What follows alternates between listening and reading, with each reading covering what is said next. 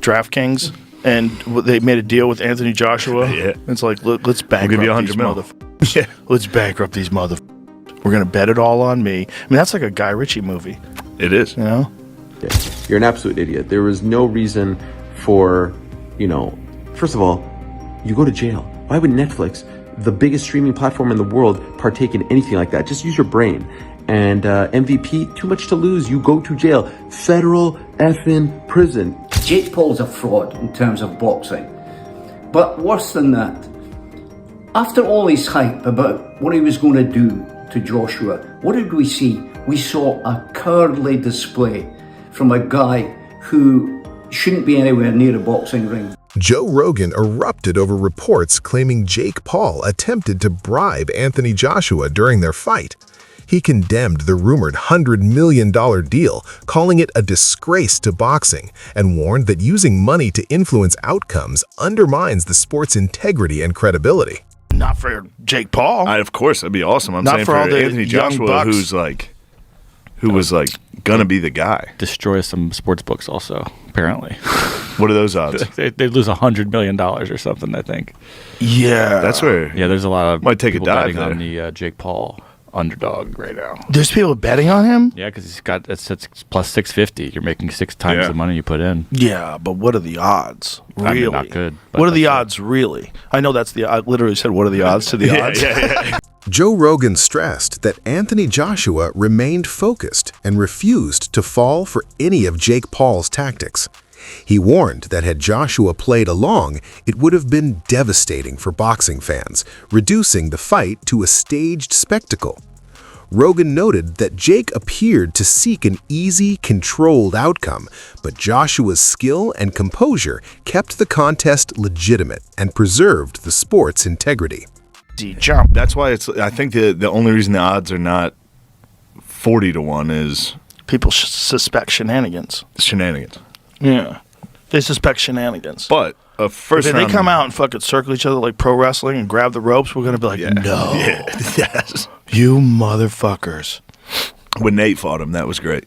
Well, listen, that's another fight. Look, Nate, no disrespect to Nate, but Nate fought his career at 155 pounds for the most part. A couple fights at 170. Yeah. You know, a very good boxer for MMA.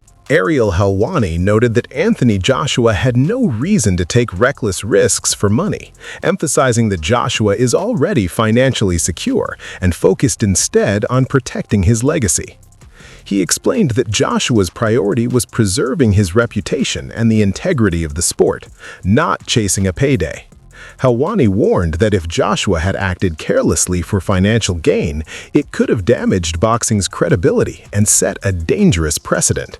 Instead, Joshua's measured, disciplined approach ensured a respectable contest, showing that some fighters value honor and legacy over short-term profit.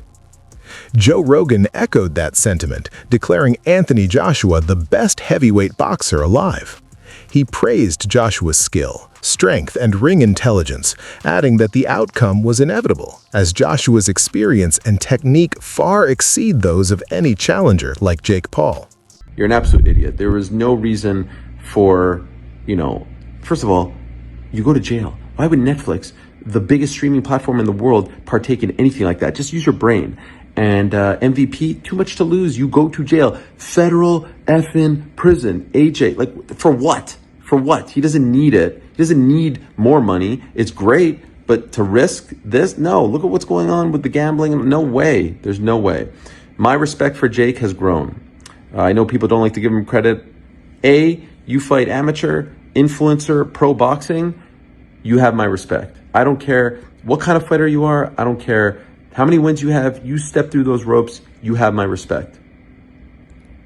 He lasted 6 rounds. Most didn't think he would. I think the line as far as how many rounds was 2.5. So clearly most people thought he would be out of there around that point. And I think a lot of people were going with the under. He had some moments. He had the antics. Obviously the takedowns and all that weren't great. But golly, I think he was tired. The ring was bigger, and everyone said that was going to benefit him, the 22 by 22 ring. But, cardio has been an issue for him. And so when you're circling and dancing, you're going to get tired. You're going to gas out. And I think that happened. Arms were down. and he was getting pinned, he was getting cornered, and he was getting, AJ was doing a great job, I think, of not letting the fight be contested in the middle of the ring, cornering him either in the middle, like the turnbuckle, or up against the ropes. He was cutting him off perfectly. And so I know people are going to be upset that AJ didn't get rid of him earlier. Frank, drawing on more than 70 years of experience in boxing, outlines the core principles of the sport with unmatched authority. He stresses discipline, technique, and respect for the craft as the foundation guiding fighters at every level. When addressing Jake Paul, Frank is blunt, labeling him a fraud and criticizing what he sees as clownish behavior with no place in serious competition. He warns that boxing is not built on spectacle or hype, but on tradition and honor. His perspective draws a sharp line between genuine skill and showmanship, reinforcing that only those who respect the art belong in professional boxing, while figures like Paul undermine its integrity. Self-preservation at the very top of his agenda, it's so difficult to pin him down.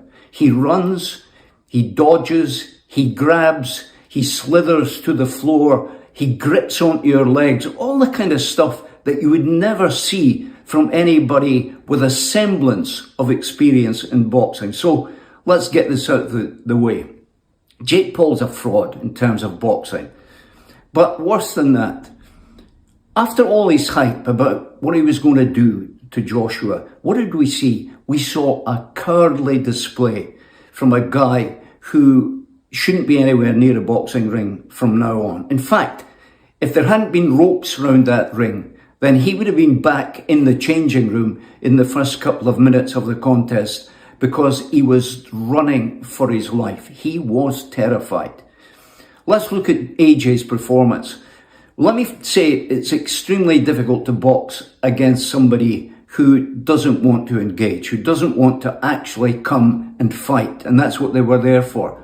But Paul made up his mind long before this fight took place. I will run for eight rounds, and I can go and put on my resume that I went 8 rounds, the full distance, with the former heavyweight champion of the world.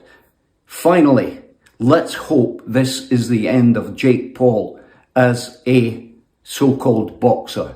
He never will be a boxer. I've got guys whom I train up and down the country who would flatten him in 3 rounds. Amateur boxers who are miles better than he is. He has got nothing going for him in the boxing world.